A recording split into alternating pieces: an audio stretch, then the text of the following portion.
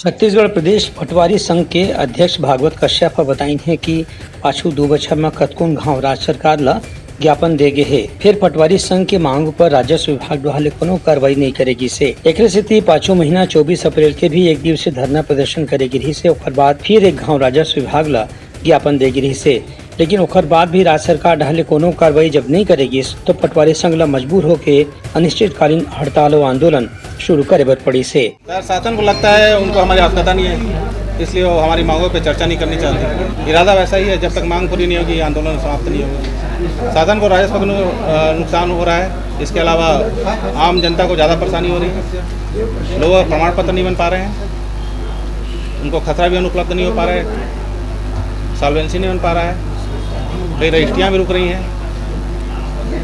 किसी प्रकार त्रुटि है वो सुधार नहीं हो पा रहा है। शासन ने अभी तक जिस प्रकार हमारे मांगों विचार नहीं किया, उससे तो ऐसा ही प्रतीत हो रहा है कि शायद पटवारी की पद समाप्त कर दें। भागवत कश्यप बताइन कि पटवारी मन के समस्या अभी तक के ठीक नहीं हो है। पाछू 4 बछर में कतकुन गाँव राज्य सरकार ढार ले मांग करे जा चुके हैं, लेकिन ये मामला में राज्य सरकार ढार ले कोनो संवेदनशील कदम नहीं उठाए गए है। एक स्थिति अब मन ला हर किस्म से आंदोलन करना जरूरी हो गए है। ब्यूरो रिपोर्ट उठलंघन न्यूज।